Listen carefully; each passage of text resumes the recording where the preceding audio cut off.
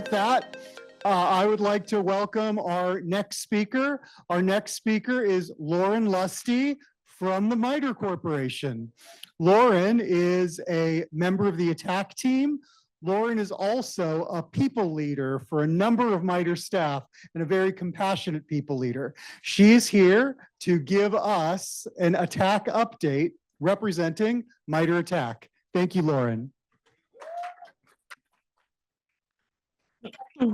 Thank you, Sunil, for the great introduction. Welcome back into the room, everyone. I hope you enjoyed that wonderful lunch. I see some familiar faces in the crowd, some from yesterday, some from chatting today. So I'm sorry you have to listen to me talk some more. Hopefully it'll be interesting and quick. I am Lauren Lusty, like Sunil said. I'm a member of the MITRE ATT&CK team. And I also contribute to and lead CTID projects. So I get to be do all sorts of fun ATT&CK stuff at MITRE. On ATT&CK, I am part of the enterprise team, the matrix that you're probably most familiar with. And I do technique development there. As far as CTID projects, the work I do is mappings projects. So mapping MITRE ATT&CK techniques to things like CVEs, AWS, GCP, and Varus are some of the things that I've done mappings for. A few fun facts about me. I have degrees in engineering and computer science. I've been at MITRE for over 10 years, and in those 10 years, I've lived in 6 different cities. So I've moved around quite a bit. But let's get into it and see if this works. So speaking of the ATT&CK team, we have over 30 MITRE staff on the team. Most of the staff on the team actually work less than half their time on MITRE ATT&CK. So you're doing some of your time on MITRE ATT&CK, and then you go and do other things and get to bring the information and the experiences you learn from there back to the ATT&CK team to inform the work we do. Like I said, I'm part of the enterprise team. You're probably very familiar with that. We also have a network team, Mac and Linux, a team focused on defenses, on threat intel, ICS and mobile, which are our other matrices, software development team, and our outreach team. A little roadmap for you. A little less than a year ago was the first Asia Pacific ATT&CK Community Workshop. Here we are again today. Very exciting to be back. I wasn't here last year, but exciting for those of you who did return.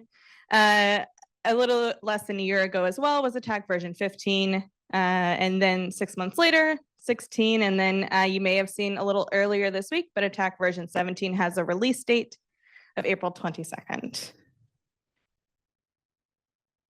I'm going to talk a little bit about the version 16 highlights. You may already be familiar with them, and then I'll jump into what we're doing in the year and releases to come. So version 16 brought 19 new techniques and sub-techniques, 11 new groups, 6 new campaigns, 32 new pieces of software, 231 new analytics, which we'll get into a bit more later, and 67 named contributors.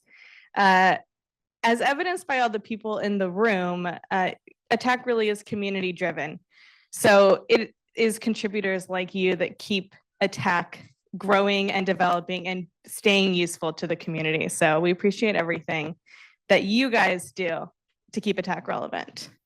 As well as the new things up here, we also have many, many updates every release. So these are focused on the new things, but many techniques and groups, it's all updated every release as well. Last release, we also had some updates to cloud platforms. So these were the 5 cloud platforms that we had before version 16. Infrastructure as a service, software as a service, Azure AD, Office 365, and Google Workspace.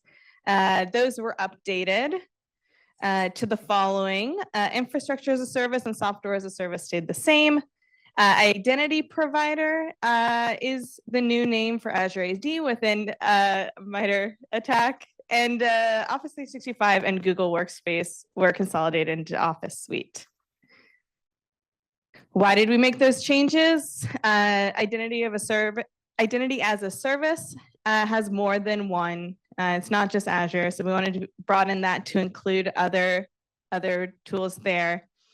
And as far as Office 365 and Google Workspace being consolidated at the technique level, those are very similar. And we wanted to provide the differentiation at the procedure level or in the details of the technique. We also updated the platform descriptions of the Office Suite, Identity Provider, and Network matrices. So you'll see those updated descriptions there, just providing more detail on what we mean when we say those things. A couple specific updates to version 16 that I'll highlight. We added a sub-technique to event triggered execution specific to UDEV rules. This is very exciting because it is Linux and we don't get a lot of Linux. You'll see another slide later pleading for more Linux community contributions. So this behavior had been around for a while. We finally had enough in the wild reporting of adversary use for it to get its own sub-technique. Another specific update to version 16 was adding the sub-technique of evil twin to adversary in the middle. You may be familiar with this adversary behavior. It is a Wi-Fi access point fraudulently impersonating a real one and convincing users to connect to it. And then one last sort of technique update to version 16 was that resource hijacking was split into sub-techniques. Previously, it was consolidated. It really focused a lot on crypto mining, essentially, as the resource being hijacked. But there's other things that adversaries can use. And so that's now including compute hijacking, which is essentially crypto mining, bandwidth hijacking, SMS pumping, and cloud service hijacking. Okay, so you might know all of that, right? That's already released. You've probably already done stuff with it. So what's next?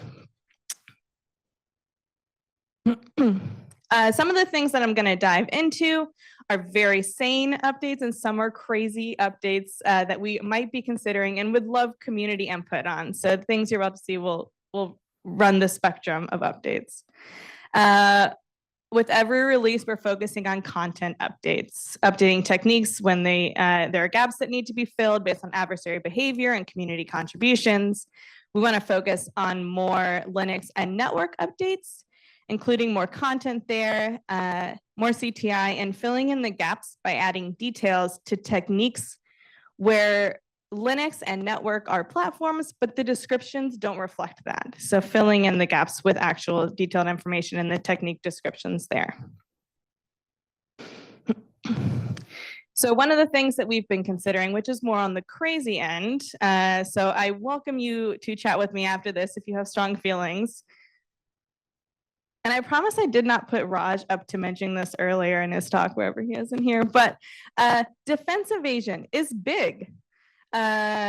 This you might recognize as the enterprise matrix. Is defense evasion too big?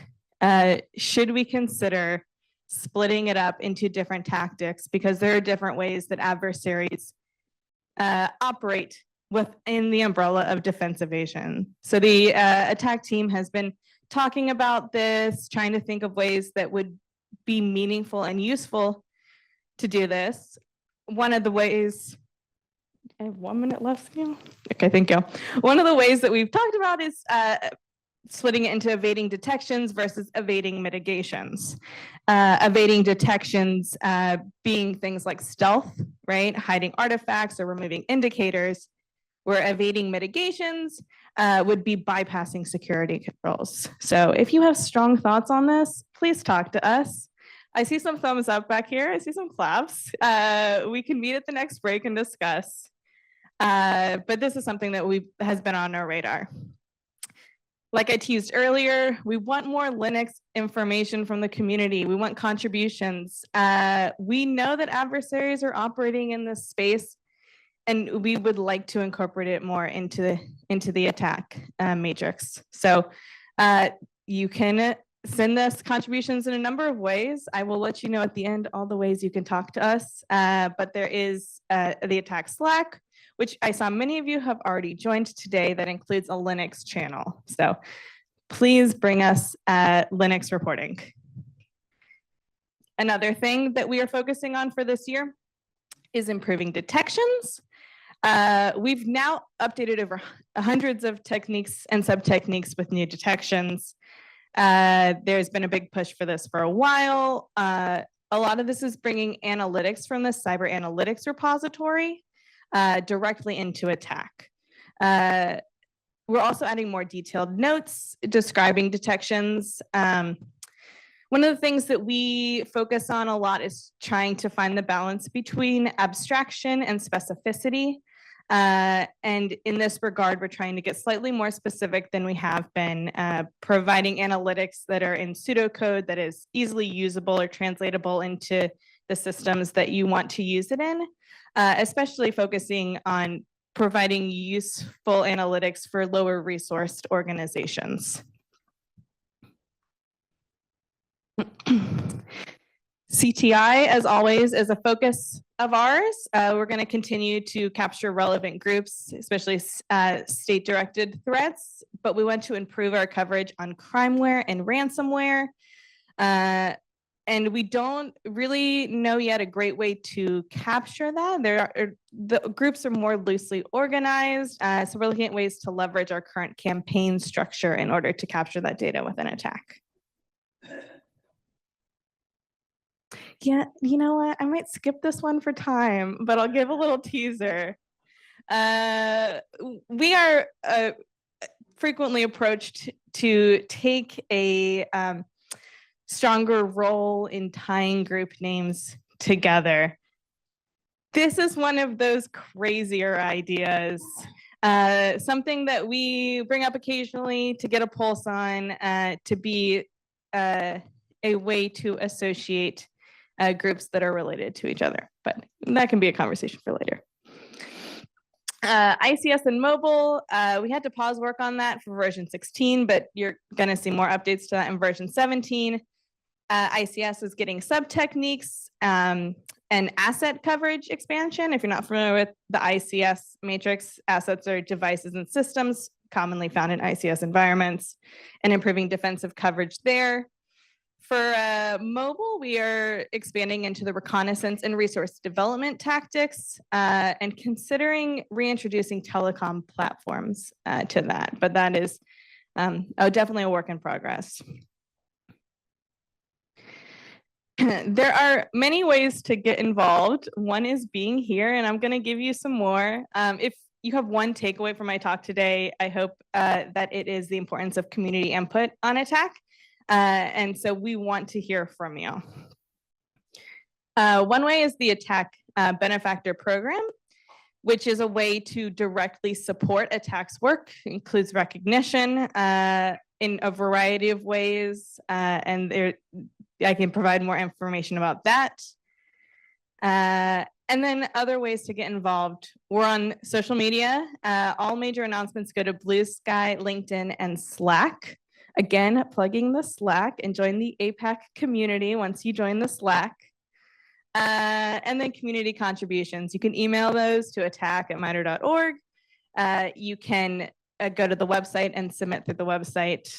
And then final plug is ATT&CK 6.0 is going to be in October. So save the date for that if you want to make it out to MITRE's campus just out of Washington, D.C. Outside of Washington, D.C., there's also virtual and online options to join for that.